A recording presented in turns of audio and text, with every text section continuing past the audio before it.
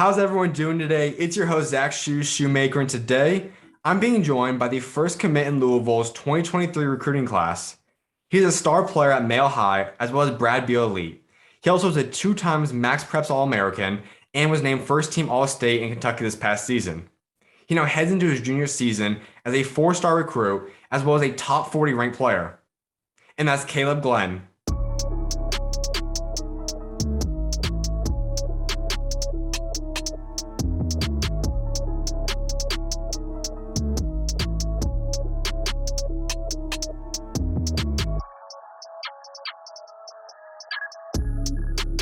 Well, you got to walk us through this right now. You are one of the first guys in 2023 to announce your commitment.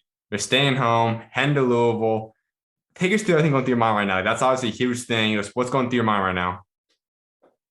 I'm just excited right now. It's a real relief off me because the recruitment process is pretty stressful, and I feel like I found my home in Louisville. So yeah. Now, this is something that I feel like a lot of people have kind of seen. Obviously, it's a big time school. You're literally staying close to home. You're staying right where you've grown up in, out there in Louisville. How long has this kind of been in your mind? Like, has Louisville kind of always been the school that you were dreaming of playing at? Has this always been a place that you were kind of planning on wanting to go play at? Or I guess take us through this process of how you've ultimately now ended up out here. I mean, yeah, growing up, I've always watched Louisville play basketball for every sport, really. But in the recruiting process, I've been wanting to come in here for probably about a month now. Mm-hmm. So when I took my visit, I automatically knew that's where I wanted to go. That's what solidified it for me. If we would have gone back, like you obviously see there's another big school in state, Kentucky, not necessarily close to home as like Louisville is for you, but like let's say any other program out there did the same thing that Louisville has done in terms of recruiting you hard, really since the beginning of you becoming a known player. Do you think any school could have ever had a chance against you, or was like Louisville just really the place that you always wanted to go to? I think they could have made a push, but home is home, so can't beat that. Now, I can already imagine that going to this school, it's something that's been in your family. Obviously, your dad played out there, and you get to stay home. You're the hometown hero now. You get to represent the Cardinals and put that jersey on, knowing that this is where you grew up at. This is your dream school. How excited does that make you feel to know that that's going to be where you're playing in a couple of years? It makes me real excited. I'm gonna be playing against people I grew up with, people I've been with my whole life. So playing in front of that empty arena, that 22,000, that's gonna be pretty big. Now, this has been a crazy recruiting process for a lot of guys, and we know 2022 had it pretty hard. They didn't get to have much of this up until this past summer, and you kind of followed suit. Like you've been now committing the same time most 22 guys are committing, so you only got to go on so many visits. I know you got two of them to Louisville just last weekend. You obviously went out there too, but walk us through this process. Like, how difficult was it for you to taking all the Zoom calls, the phone calls, and how did you adjust to this your type of recruiting process? Well, at first, when COVID was hitting and all the other stuff, when they was doing Zoom calls and phone calls, you couldn't really tell like who was like really messing with you and stuff. So like once like everything opened up and you went to take visits and stuff, and coaches started to come see you, that's when you realize like who's really messing with you and who's not. So when June came, and that was when I could decipher from all the schools who I knew who messed with me and knew who didn't mess with me. That's what made it easier. Now, your top four was Tennessee, Indiana. Obviously, you know, Louisville's in that group as well, and A&M. But what led to those four schools? Like, talk about your relationship with each one of those, and really, why are those the four schools that you say made your top four? Them four schools was the schools that recruited me the hardest, and I was ready to take the next step in my recruitment and cut it down so I can make a decision soon. And yeah, those are our schools that was rocking with me and who I trusted. Who I had good relationships with. I'm a big relationship guy. I had great relationships with all of them. So. And this is pretty early. A lot of guys wait another year, even possibly, to start committing, maybe even longer than that. So why was now the right time? Like, why did you decide, I want to be committed before even heading into my junior season? Like, why was that the decision that you decided to take? I just wanted to go ahead and commit because I already knew what I wanted to do. I didn't feel like going on all these other visits when I knew what I wanted to do. I didn't want to waste no time. And one thing I always want to kind of touch up with you too is from my perspective, and I think some other people kind of see that too, you obviously are much more college ready per se than a lot of the guys in 2023 are. So is this something that you guys could possibly explore? Is it even an option on the table for you to possibly reclass into 2022? Because of your size, we know you obviously could have the ability to probably play at a college level in a year. Is this something that you guys will consider? Is that even on the table for you? Me and Louisville hasn't talked about it yet, but if Mhm. that option was on the table to do that, yeah, I would definitely could consider it for sure. So in terms of 2022, we know that's the big class they're not emphasizing. You were the big guy in 2023. Other guys will probably come along with you eventually, but in your visit, there's a big time already one commitment, obviously Tay Davis. You also had another guy, Rodney Rice, who I know you guys kind of created a little bit of a relationship recently too. Take us to that a little bit. Like, what would it be like possibly playing with him? It'll be good to play with him. I want him to come here so we can have a little good team or whatever. I'm trying to push for him to come here. So what's your pitch to him? Like, if you're just talking to Rodney, he's looking at a final group of schools, and you're the guy representing Louisville, and you say this is why you should go there. What's your pitch to him? But Louisville is it's one of the best programs out there. You're gonna be playing on the biggest stage every game. Fans is crazy. They show you love and they take care of you. And yeah, Louisville. Obviously, the man at the head of this all, though, Chris Mack, 4 years into this job now, obviously done an incredible job so far to get to this team where it's at so far. But take us through your guys' relationship. Like, how has that grown over the past year or so now? And just how close are you guys today? But we actually really close. We during the process we talked all the time. Like even the coaching staff, we talked about like 3 or 4 times a week. But we was pretty close all on this recruiting process. Would you say that you two clicked like right off the gate? Did it take a couple months to get closer? Like, when did you feel like you and Coach Mack really started getting close? Well, I feel like it clicked right away. Mhm. Me and him, yeah, me and him clicked right away, right off the bat. That's when I knew that, that he was a good guy and stuff. So I knew I could trust him. Everyone obviously knows that, as you kind of mentioned too, but recruiting and talking to people on the phone, computers isn't as easy, isn't the same obviously as talking in person. So, what are the biggest differences? Like when you got to go see Coach Mack in person, talk to him and the staff. What were some of the biggest differences, and just how much better was it getting to talk to them in person? It was better. It was good vibes. They all real genuine. So Mhm. I knew that they cared about me from the jump. That's what being there in person was a big advantage. So, what's the funniest moment you have so far, Coach Mack? Probably FaceTiming him and telling him I was committed when he was on the plane. He couldn't really yell or anything. He was just making that making a face motions and all that stuff. Yeah, it was pretty funny. So walk us through that a little bit then. Obviously, you took two visits though, but the biggest one was recently, or just this past weekend, you then commit a couple of days later. So what kind of changed in your mind? After that second visit, did you know that's where you're going to be committing to? Did you know, okay, this is where I'm going? And what ultimately led you to kind of wait a couple of days to call Coach Mack and tell him?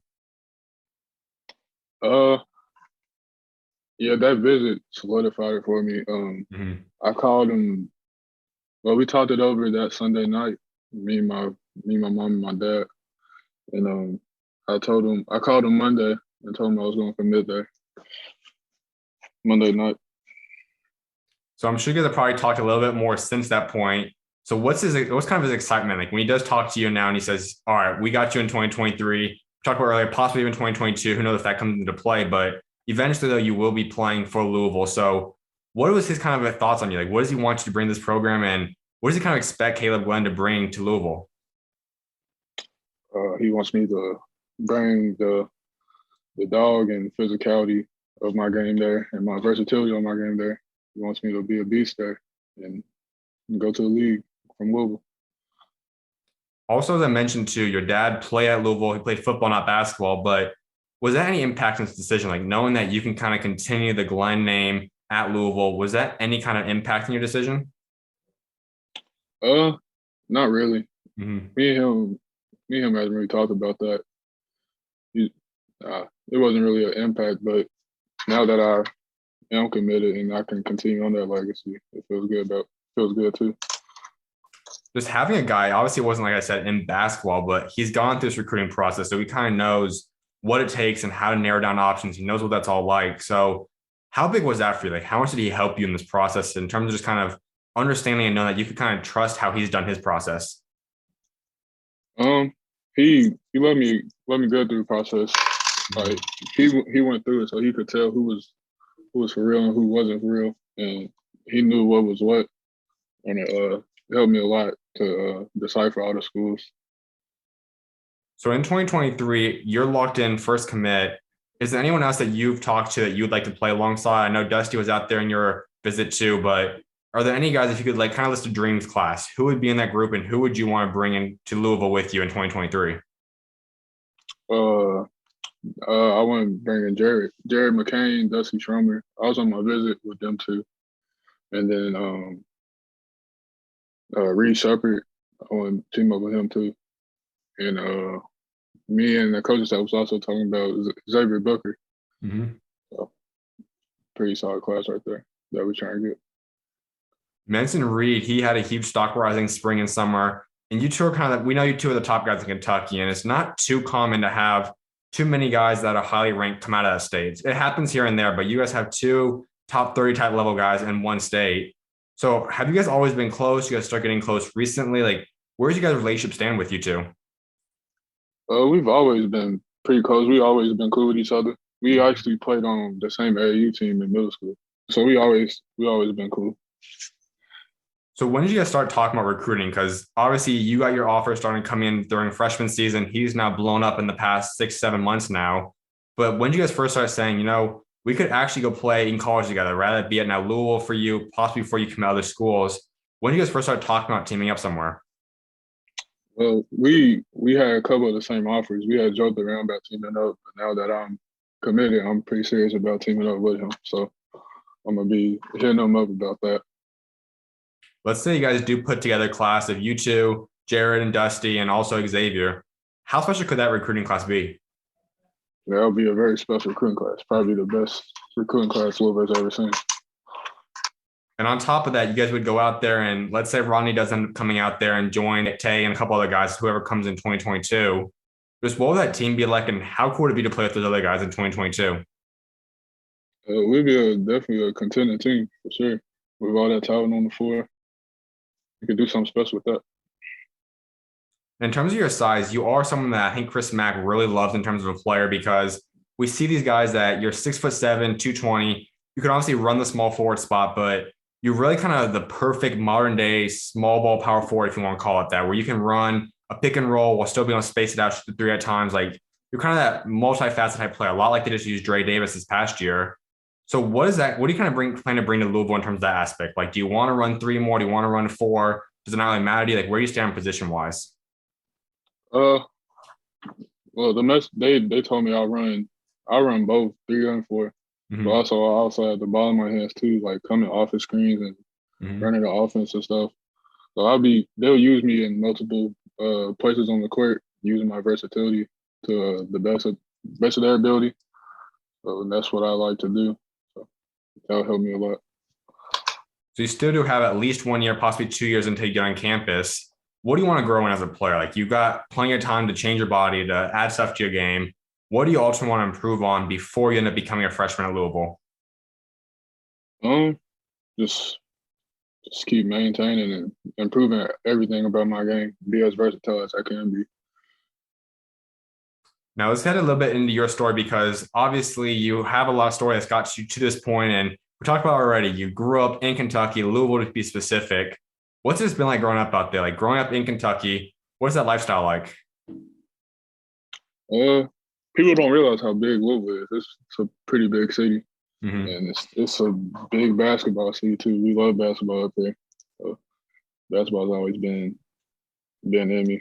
So So has basketball always been the sport for you? Did you ever consider playing football seriously, or was basketball just the one you always wanted to rock out with? I always liked basketball growing up, but I actually played football growing up until about 6th or 7th grade, and that's when I started playing basketball, and that's when it took off. Have you ever considered going back to? I mean, you obviously have the size. You're more than big enough to be able to play football as well if you chose to. Did it ever cross your mind? Did you ever say, "What if I try this out in high school for a little bit?" If it's crossed my mind, but I don't think I'll ever go back. So if you head into your high school career, you've obviously chosen to play at Male High. Walk us a decision. Like, why is that the high school program you wanted to play at? That's the best program in Louisville. A lot of greats have came through Mill High School and went big. So, and all of them, actually about 5 of them went to Louisville. So I think I could be that next guy that can be the next Mill great and Louisville great come out the city.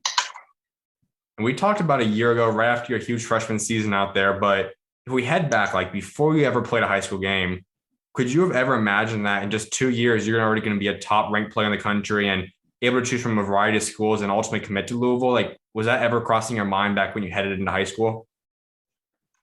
No, it didn't. Because when I was a freshman, my name was out there, but like it wasn't out there like it is now. Like, I was still getting slept on and stuff. So I didn't think I would be in this position I'm in today. If 2 years ago, it was pretty a blessing. So did you feel like you had the talent to, or you just were being slept on, or do you feel like over the past 2 years, you really just taken a lot of growth in your development? That too, Mm-hmm. that too. But yeah, I feel like I worked hard too. So it was a little bit of both. So at what point would you say it all came together? Like when did you start feeling, I truly am one of these best guys. No matter where I play, no matter what course I step on, I'm gonna be one of the top players in the country. Like when did that start setting in for you? Um, it settled in for me probably after quarantine. Mm-hmm. Like I was working all the time during quarantine. I stepped on the court for the first time. I just felt different. That's when I knew. That's when it clicked. Like I could be one of the best players in the country, and it's been going good from there. As a freshman, you guys win 30 plus games. COVID ended up shutting down the season, but you guys go 31-4. You average a double double. Get named to Max Prep's All American second team. What was that freshman year like for you? Freshman was crazy. That's probably the best team I've been on. So great, very fun year. I'm still mad that it got taken away from us. It was crazy. And as you said, quarantine then comes into play, and that's where we end up talking for the first time. And at that point, you had some offers, but once again, you weren't in the heavy recruiting process. But how big was that quarantine process for you? Like in terms of developing your game, confidence, maybe even like how did you grow during the COVID pandemic and the quarantine time? Yeah. As much as I hated quarantine, it actually benefited me a lot. Um, Mm-hmm. that's when I transformed my body. That's when I got big, and that's when my game took off too. Because there was nothing else to do but work out. So that's what I did, and it ended up paying off. This past year, you guys don't get too many games in, but you still go over 500, make the playoffs. You average 21 and 13, though, lead the state in rebounds. You Max Up's All American team as well as first team All State. What was the sophomore year like for you? It was a pretty weird season, all that COVID stuff, and we actually got shut down. We couldn't really maximize our full potential. We ended up losing Mm-hmm. in the regional semifinals. So if we would never got shut down, we probably could have did better than what we did. Now, 21-13 is numbers that we don't see too often. You just led the state in rebounds only as a sophomore. So you still have another 2 years possibly of playing in high school. How do you look to grow from that? Like, what do you want to do this year? Like, can you get more than that? What's kind of your targets? Like, what do you plan on getting accomplished now in your junior season? Well, I want to accomplish winning state, but Mm-hmm. um, rebounds, I think I can do more than 13 rebounds and points too. So we'll see. I can only imagine that you being a top ranked player, we see the movement of guys transferring to other schools across the country. Has that ever crossed your mind? Have you ever considered going to a big prep school anywhere else in the country to possibly play a national schedule or something? Um, it's crossed my mind, but Mel, we moving towards a national schedule, so Mm-hmm. I think uh, if we get a national schedule there won't be no need for me to go to Oak Hill or Montverde or anywhere else. So for you, when you look at everything you've already accomplished, you've pretty much secured yourself beside the state championship. You've made all state first team. You got max reps twice now. You've already led the state in rebounds. You're committed. You're a top ranked player in the country. What else is there for you to accomplish? Like, what else do you want to get done these final years of high school, statistically for yourself, awards for yourself, team wise? Like, how do you want to wrap up your high school career? The only thing left, win state, and Mhm. then always stay in the gym and get better and improve. But that's the main thing is win state. That's what's left for me. Now, this past summer and spring, you also play at Brad Beal Elite. Why is that the program you chose? Like, why did you want to run with them?